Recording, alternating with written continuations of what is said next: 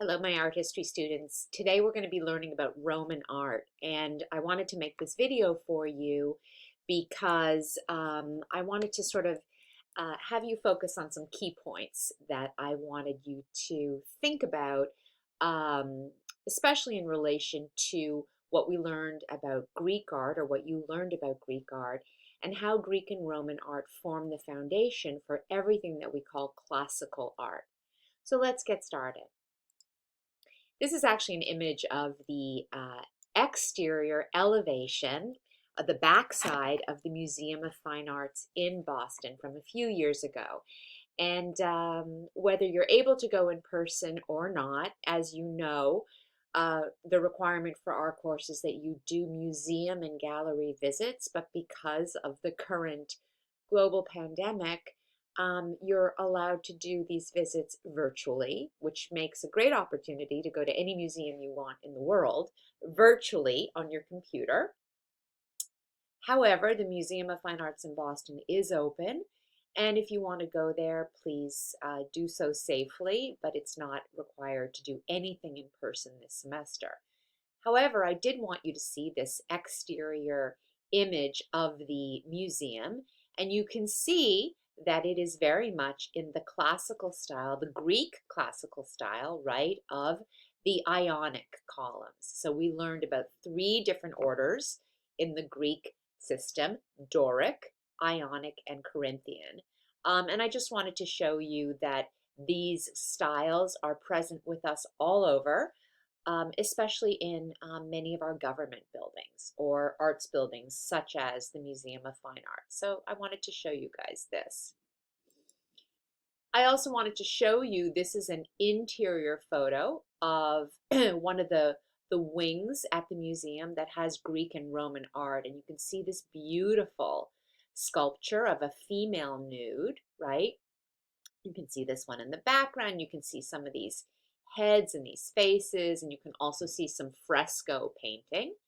And you can see that this figure is standing in the contrapposto style, and that's a vocabulary word that you learned last week.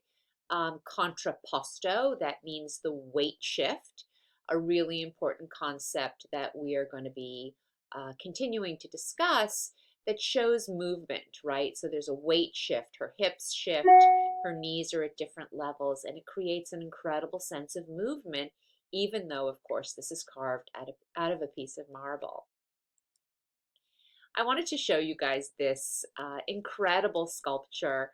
Of course, it is out of a different material. It's made out of bronze, of this little angel, but I wanted to show it to you because look at how the sculptor understands the way gravity would affect the body of this little sleeping angel, right? The stomach, everything's kind of, even his belly button is being pulled towards the ground, and his leg. And so this is an incredible example of the ability, the expertise that these sculptors have in working on different mediums.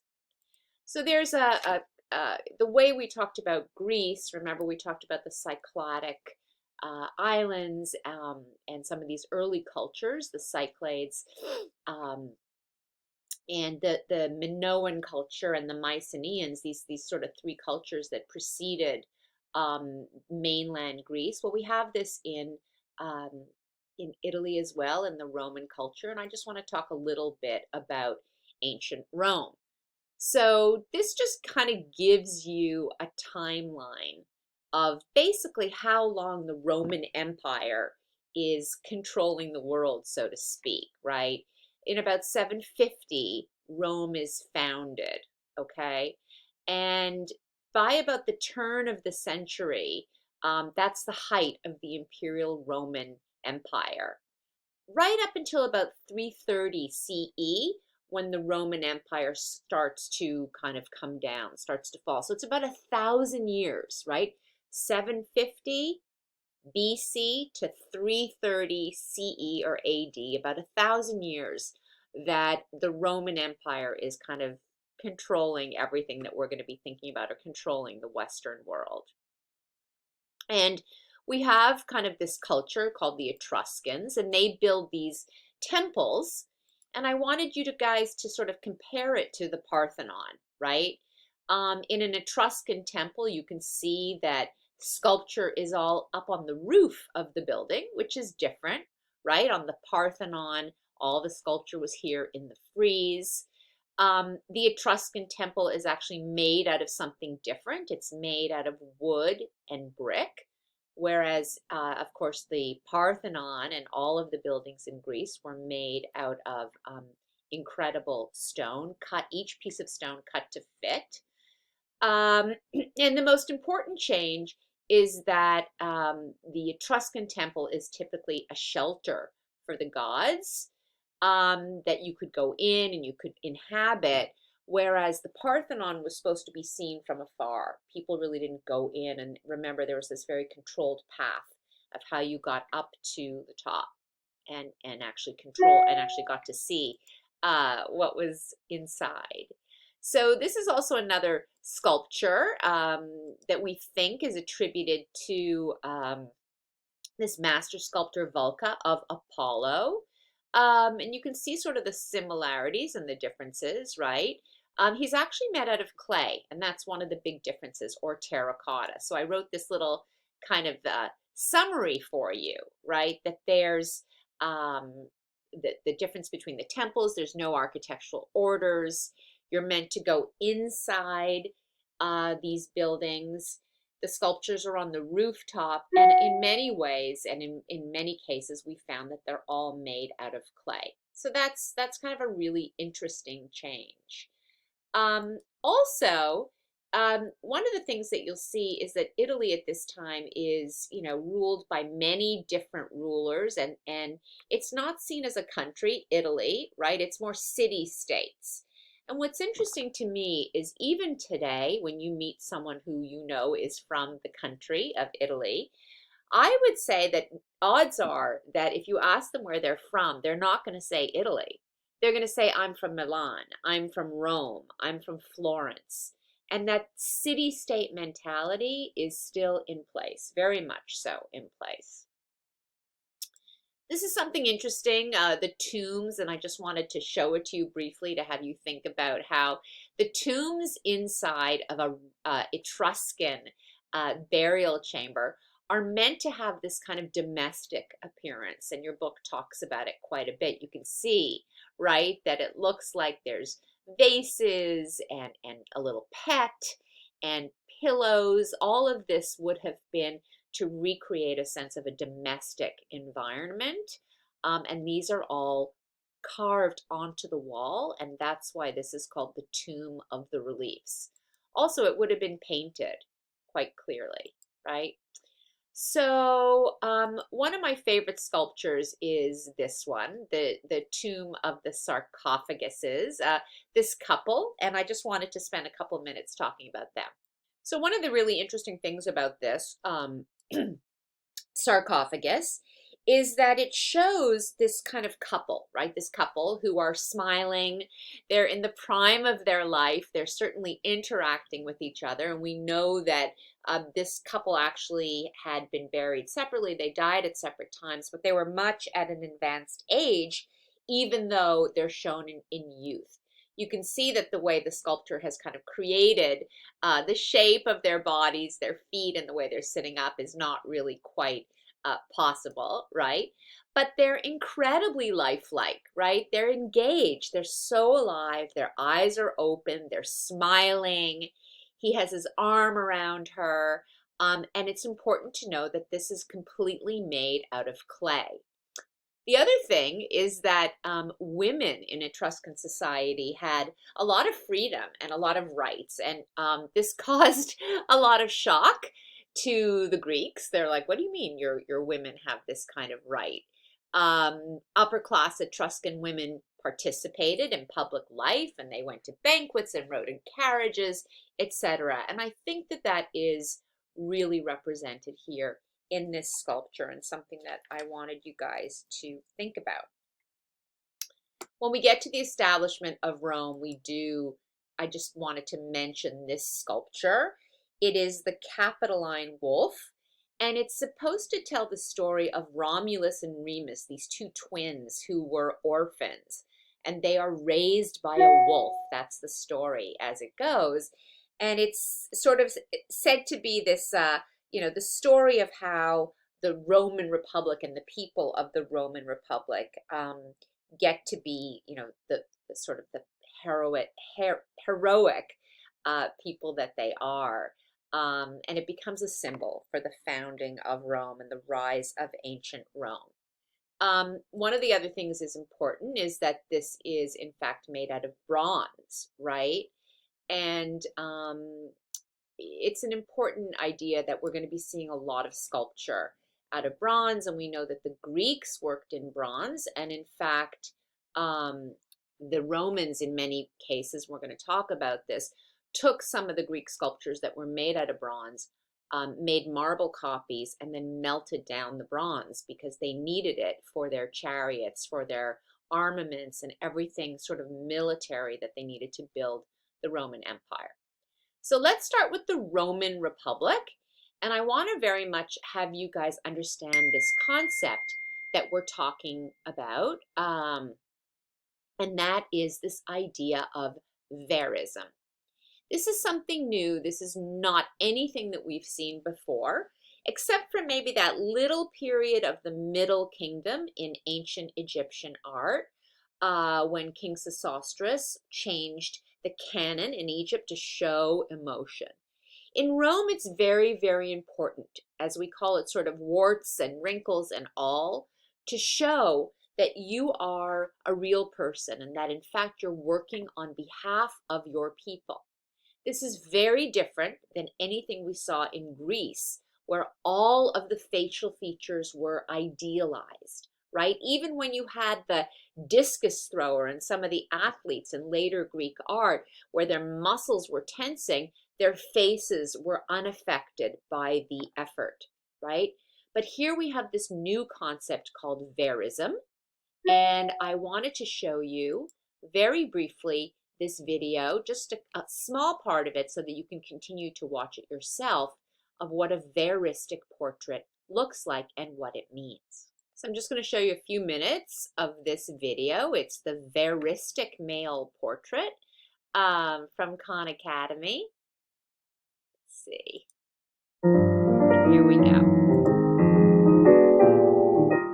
Before the emperor ruled Rome, Rome was ruled by a republic, by a senate. A kind of council of elders. These generally were older men who had come from the elite families in Rome. And so when we think of the people accorded the most privilege, the most power in the Roman Republic, these were older men, and their age, their experience is what counted. And so we find during this period of the Republic, especially the period of the late Republic, sculptures where the sculptor seems to have taken every pain to record a real sense of age and experience. One example of a veristic portrait is in the Vatican from the very late Republican period. This is just before Julius Caesar will begin the process of turning the Republic into an empire. We refer to these as veristic portraits. That comes from the Latin word veris, or truth.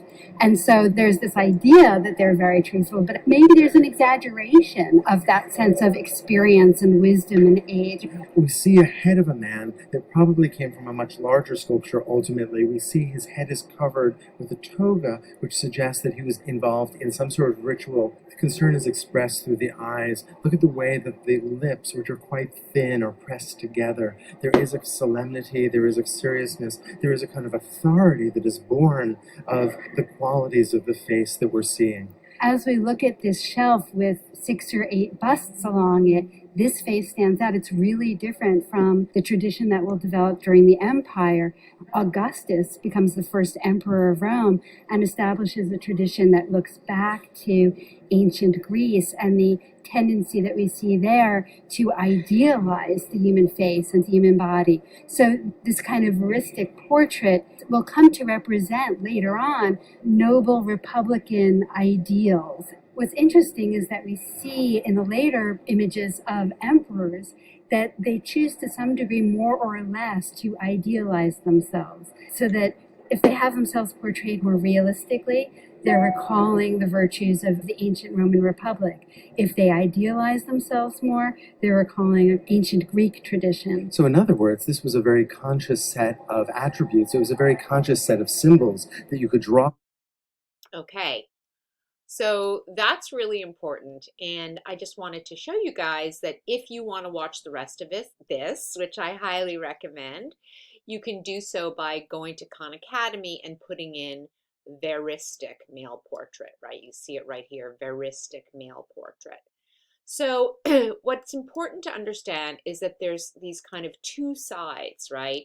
These two sides to a decision that a ruler is going to make. Do I want to be represented realistically, where I show the people all the warts and sags on my face and that I'm working hard on their behalf, right?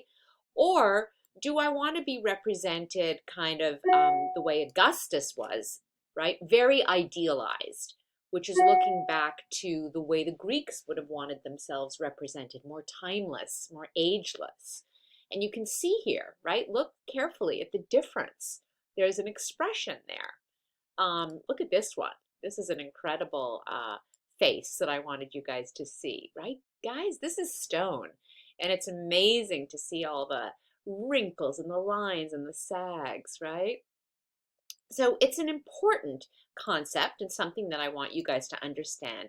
How an emperor chooses to have himself portrayed is very much about the political and propagandistic message he wants to convey, right? And it's important, right? So think about that. Think about, covers of magazines. Think about the way people dress and what we value and how they're representing themselves. And even particularly with our leaders, right? Look at how President Obama and Abraham Lincoln, even over time, how they age in office. And in a way, people kind of want to see that. They want to see like, okay, my president is working hard on my behalf, and it's taken a toll on them, but that's because they're working long hours. They're kind of earning their pay. So some people, really think that that is a value. And so when you think about presidential portraits, it's an interesting concept, right? So George Washington, Teddy Roosevelt, LBJ, they were very much a part of orchestrating and choreographing the portrait, their presidential portrait. And what does it say about them that, he's in this pose, or,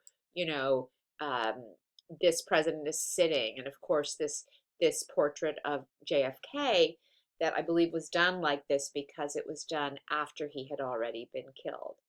One of my favorite portraits is this new one of our president, President Obama, which is just unbelievable. And Kehinde Wiley, the artist who painted this portrait of him, is an unbelievable artist. And hopefully we're going to have time at the end of the course to talk about this. But to get back to what I'm trying to get you guys to think about is whether you have a veristic, verism comes from the Latin word verite, which means truth, or whether you have an idealized portrait, right? It's making a comment on how you want people to view you. And so that's something that I really want you guys to think about, okay? There's lots of sculptures that you can learn about. This is the patrician carrying portrait busts of his ancestors. And so you can see here he is, and his father and his grandfather. And of course you can see this incredible family resemblance, right? They're all there. And, again, here's some details of that. Women also had portraits made, busts, and there was a lot of discussion about, the way their hair was represented. And I wanted to show you the back side of this one because you can see just the incredible work that's done. And the Roman sculptor had a special drill that they developed to do all of that. So oftentimes the hairdo of women, and certainly our first ladies becomes important, as you see here.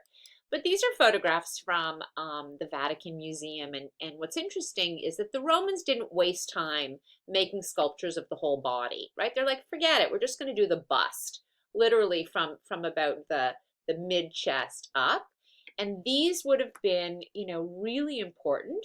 Oftentimes, the busts themselves would have been carried to family celebrations. They would have been inside kind of the garden area of the home.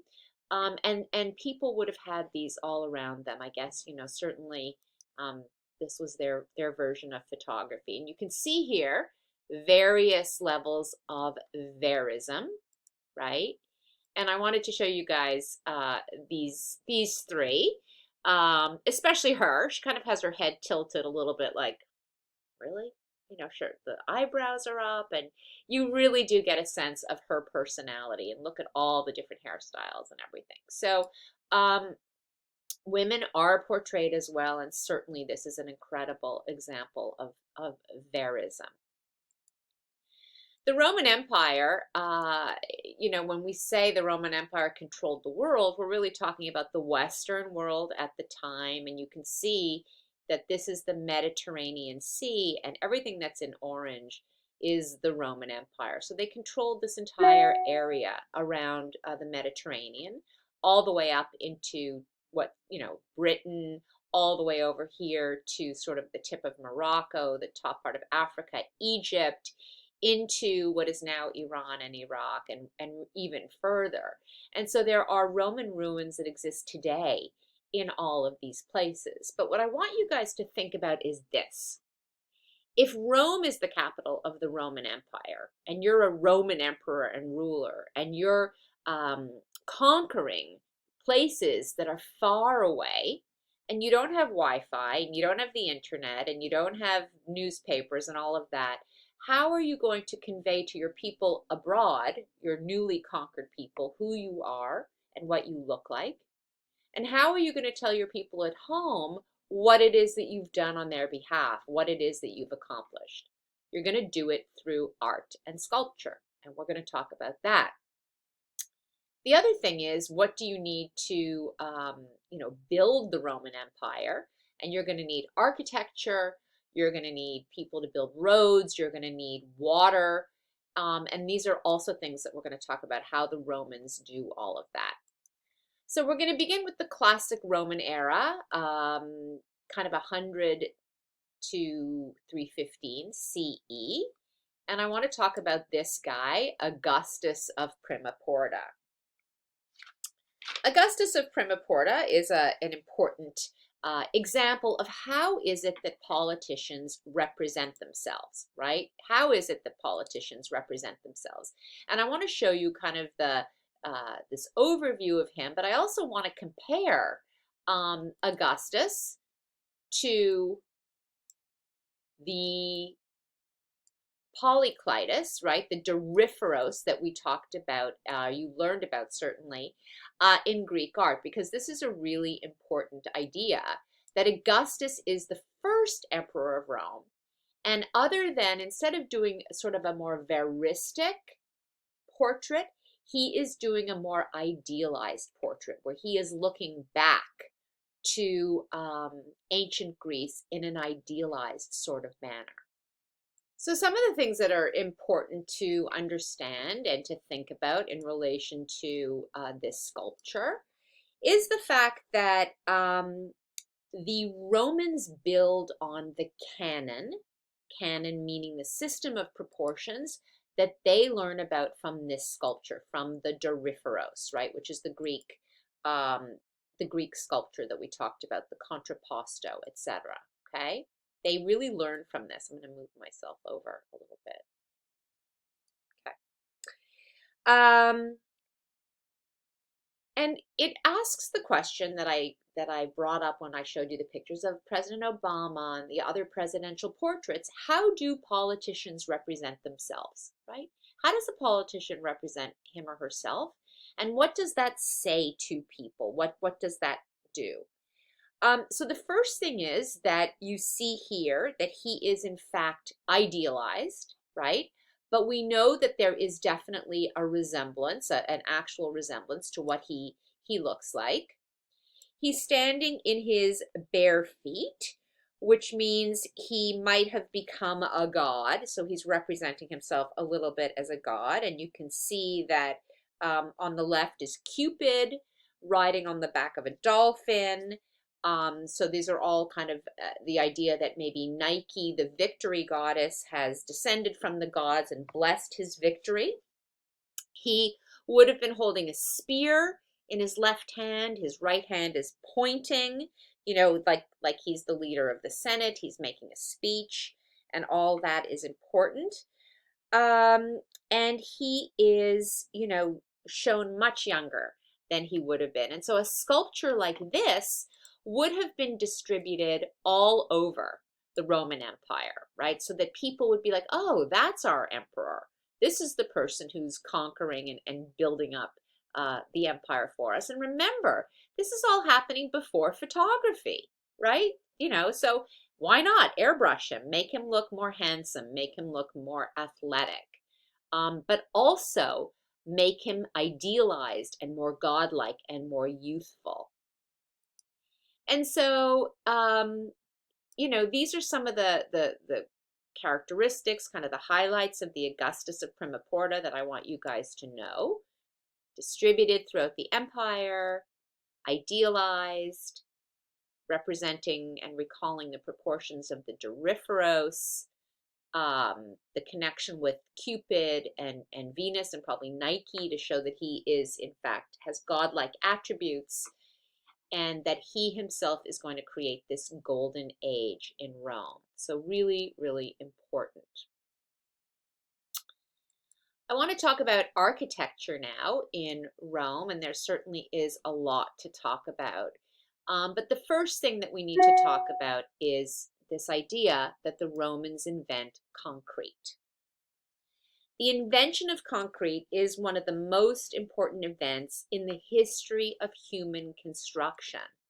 And it enables many, many construction programs to happen on a scale that has never been seen before. Now, think about it like this. The Parthenon, for example, or the Greek buildings that we looked at, right, were made out of stone, right? Let me come back here and find the picture of the Parthenon. Here we go, right? So here's the Parthenon. And the Parthenon is made out of stone. And we learned that each stone, each piece of stone, was cut specifically to fit the Parthenon because there were all these optical illusions in the building. It wasn't really, it looks evenly spaced and it looks like the columns are kind of the same size, but everything is different. How could you build the Roman Empire to the extent that we saw, to the extent that we talked about, as quickly as the Romans did, if you're having all of these buildings that have to be handmade and hand cut? So that's not what's happening. The Romans are going to invent concrete, and it's going to allow them to build very quickly and much more cheaply than if they would need these master sculptors to build all of their buildings. So what are the benefits of concrete? Well, it's cheap. You need less skilled labor because people are basically mixing up a recipe for concrete and pouring it into a mold. It's plentiful. It allows for much more construction.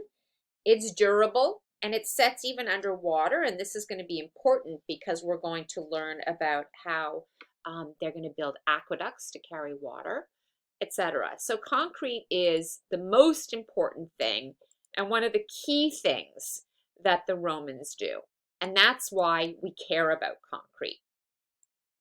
It's also going to allow them to create vaults and curves and different shaped buildings that you can do because you're pouring this material rather than cutting stone, which would have to have had all of these hard edges. One of the important things that I want you guys to think about is that with the Romans, we have the perfection of what we call the arch, right? The arch. So we learned about post and lintel system. We learned about corbelling. And now we're going to see the Roman arch, and it's going to be everywhere. one of the things that the Romans do in order to build their cities is they build these things called aqueducts. Aqueduct, as you can see here by this word, comes from the root of aqua, which means water. And it allows them to bring water from far away to new places that doesn't have any water so that they can build a city. And this aqueduct is called the Pont du Gard. It's a really incredible thing.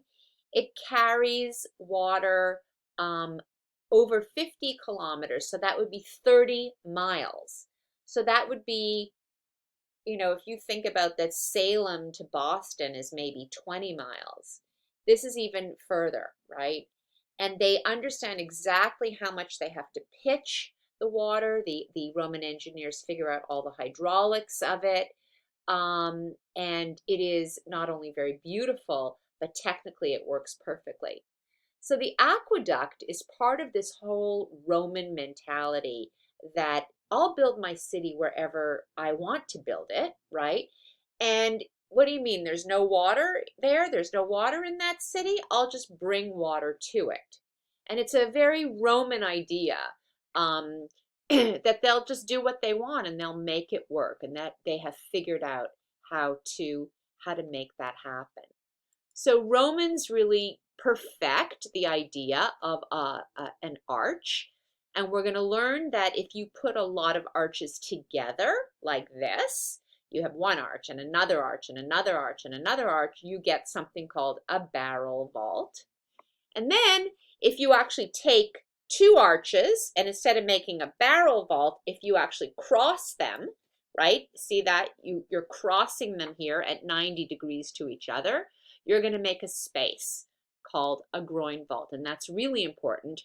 And it's going to lead to a lot of the great Roman buildings that we're going to look at. What do the Romans do with some of these arches that they build? They turn them into monuments, literally like a billboard that is supposed to say, hey, come see what your emperor did far, far away. Come see what your emperor accomplished. And one of them is this one called the Arch of Titus, 81 CE, that shows how the Temple of Solomon was conquered and the spoils were brought back to Rome. And so you see it here. It's still there today. And people would go and they'd say, oh, that's actually what happened in Jerusalem.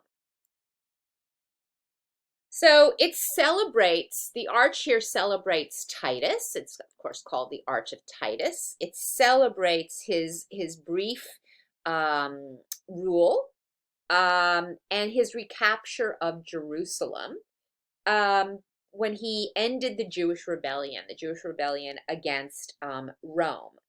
And what's really important is that you get to see this incredible relief sculpture, and I'm going to talk about this in a minute, but I just want you to see, here it is. It's still there today, and these are actually photographs that I took a while ago, right?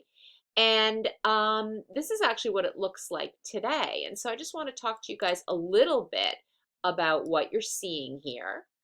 You see this very illusionistic parade of all the stuff that they've taken, everything that they've stolen from the temple in Jerusalem, this presentation of the spoils. You can see that Vespasian, who is there, I'm sorry, Titus is being hailed as the great leader coming through the arch. There's depth, there's action, there's energy. And this would have been sort of a representation of the victory parade that would have happened after, you know, some sort of a military victory happened. Everyone would come and they would cheer on, and they'd see, you see the symbol of the temple, the menorah, and all of these other things, right? But what are they doing? They're on a parade. They're marching through, yes, a triumphal arch, right? So here it is. The idea that a parade would happen and they would walk through the arch is actually being represented here on the arch. And look at how the sculptor here understands how to create this overlapping of the figures, right? more in the front, more behind, and even how the arch is tilted slightly to give us this sense of depth that people are moving through the arch. So it's really an important idea, and we understand kind of how these are used in a propagandistic way to show the power and the effect that the military leader has done. So, okay, everyone in Rome, here's what your taxes are doing. Here's what we're doing to build the empire. Come and have a look. I want to talk about the Colosseum, the Roman Colosseum, and it was built under Vespasian. According to the people believe that it was built out of the money from what had been stolen from Jerusalem, from the spoils of Jerusalem. And it is made completely out of concrete and cement. One of the things about the Colosseum, and if any of you guys have seen the movie Gladiator, you know what went on here, is that if you were opposed to the Roman Empire, if you were either, a slave or a Christian or a Jew or anything, you often were put to death. And this really is a place of incredible suffering and death. But we're going to talk about it as a representation of kind of Roman power and Roman architecture. These images from the movie Gladiator show how the Colosseum would have looked and felt when Rome was completely built, right? And you can see it here in the distance.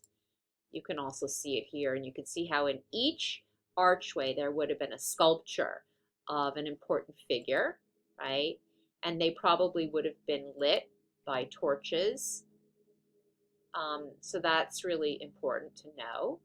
Also, each architectural order is represented on the exterior of the Colosseum. So Doric, Ionic, and then at the top there would have been the Corinthian, right? So the Doric, the Ionic, and the Corinthian. All these styles are represented on the Colosseum in a really kind of incredible way. It's massive. It has amazing circulation. 50,000 people can actually fit into this building, and here you can see kind of the concrete, the way it's shaped. This is actually a model from the museum outside of the Colosseum. You can see that there were these lifts, these kind of elevators that were able, in a pulley system to go up and down, and they could change kind of the setting, the stage set. Here's how an animal would go up and down, a tree would go up and down, right? And all of these incredible fossils and bones and oil flasks were found as remnants in the area. You can see that there were kind of two worlds here. There was the world up above, and then there was the world below, where the prisoners would have been kept, and the slaves, and even the gladiators. Whereas up above, you were seated according to your status. And it was really quite incredible. As I said, 50,000 people could fit inside the Colosseum, and everyone had an assigned seat with an actual ticket, an actual number. I do remember when I went there the first time, and we stood there, and here you can see kind of the Roman brick and the concrete. This is the ruins of the building. But I do remember going there and our guide saying, you must be quiet, because this is actually a giant tomb, and thousands of people were killed and were murdered here. I want to just show you one more thing before we move on to the next building. There's a great Khan Academy video about the Colosseum, and I'm just going to show you a couple of minutes of it so that you can get the feeling, and then you just go to Khan Academy to watch the rest of it.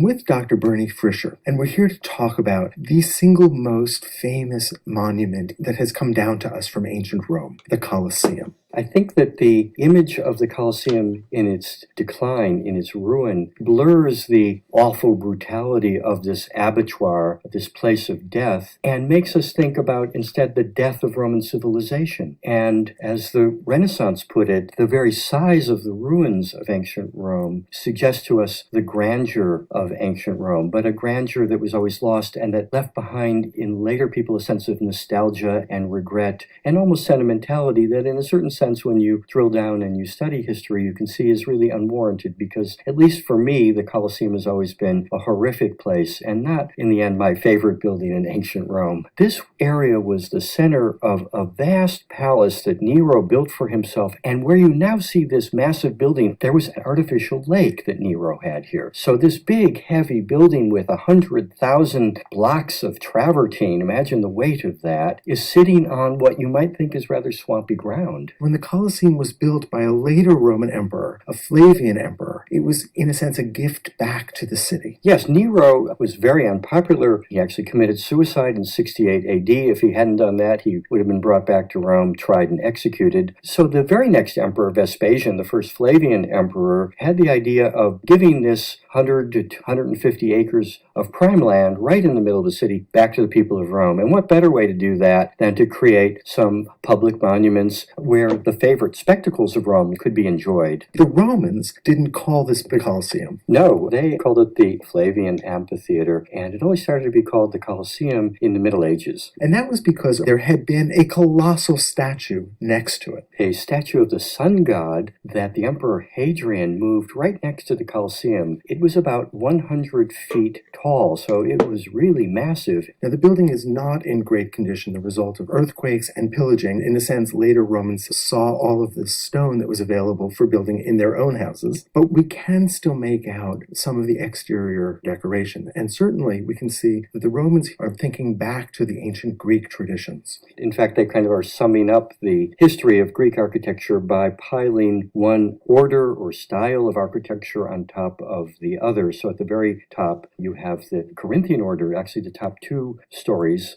The second story is in the Ionic order, and the lower story might look to you like the Doric order, but actually it's an Italic variation on that we call the Tuscan order. The way that we would get inside is to walk through one of these archways, and we're seeing here one of the great innovations of Roman architecture. The building is made in the lower three stories of the arches, for which the Romans are famous, and there's no greater example of that than here at the Colosseum. Almost every one of the 80 arches on the entry level was numbered. 76 of the 80 were numbered. The four axial entrances, so the one on the west, the east, the south, and the north, they didn't have numbers. Those were the main entrances, over which was probably the dedicatory inscription by Vespasian saying that he had.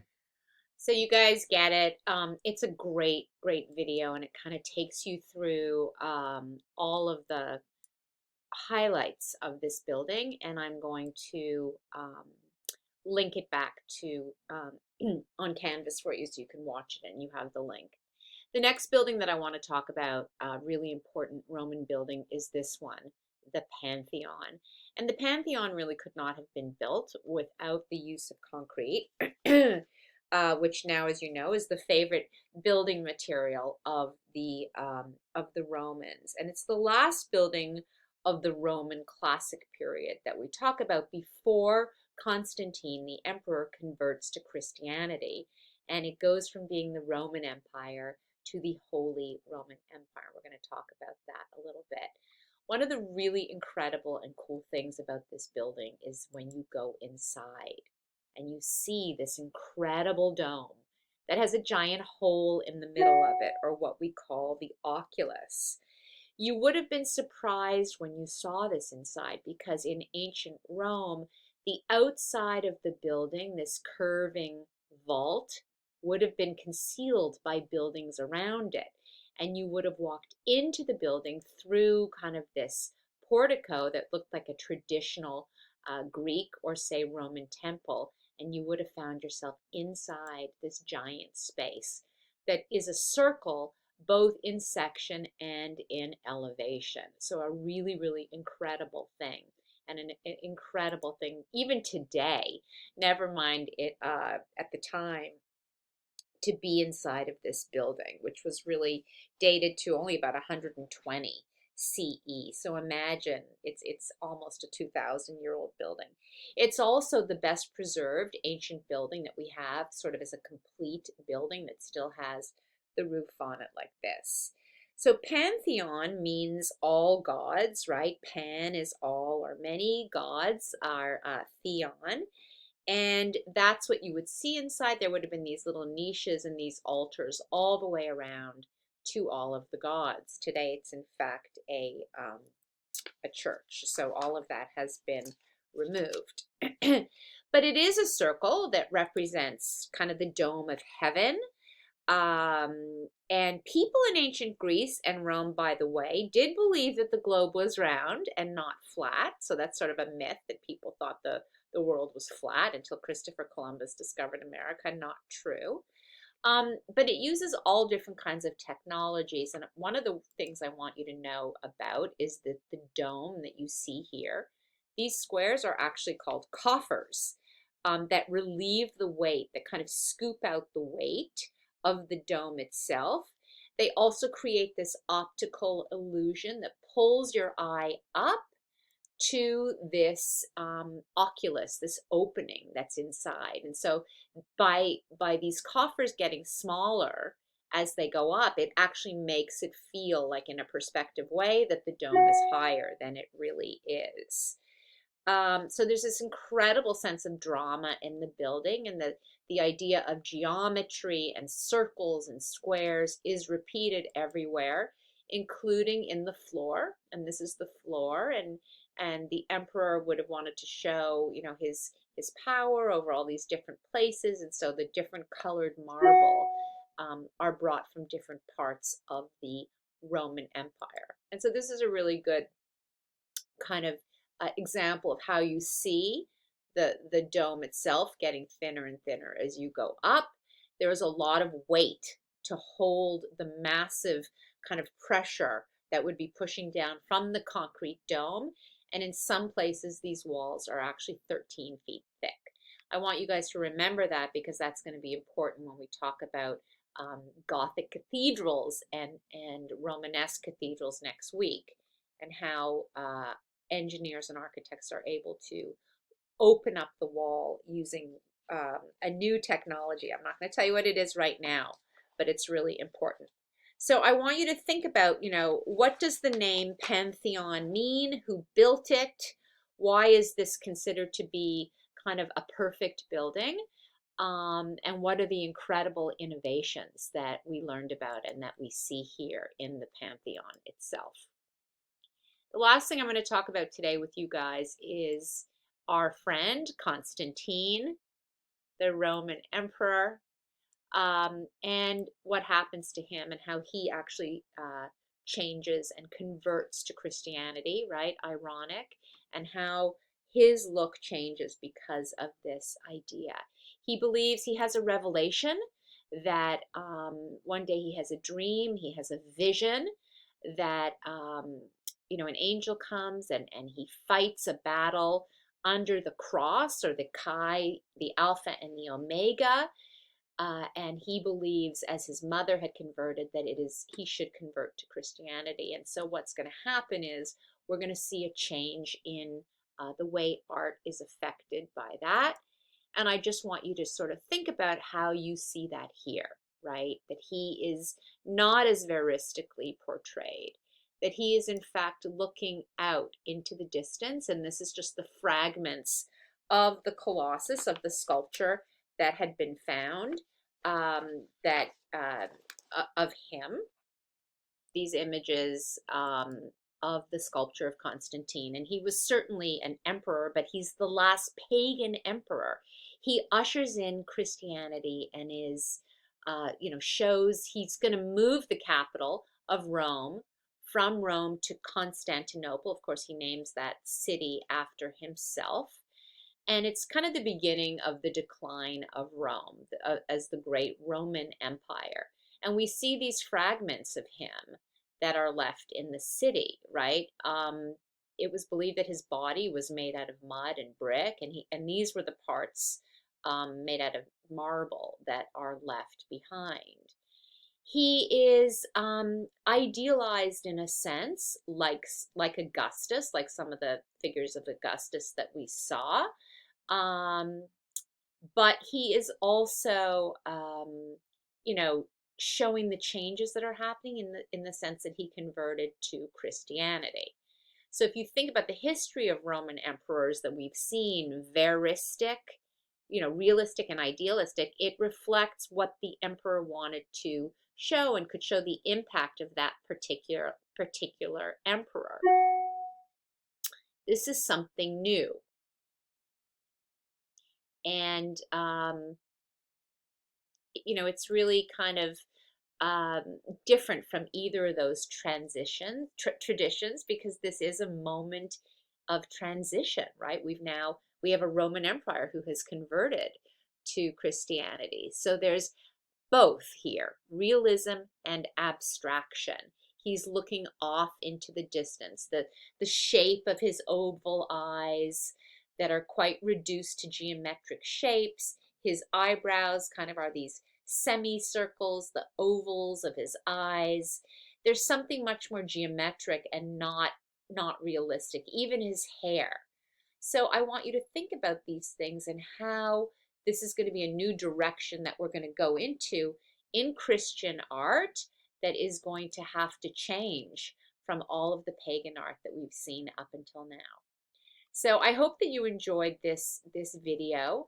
Again, this sort of comparison between realism and idealism, and also how art in a Christian world is going to have to shift away from realism and verism into more abstraction, because art has to be much more about spirituality, about the next world, about immateriality, because in fact, that is what religion is supposed to be about.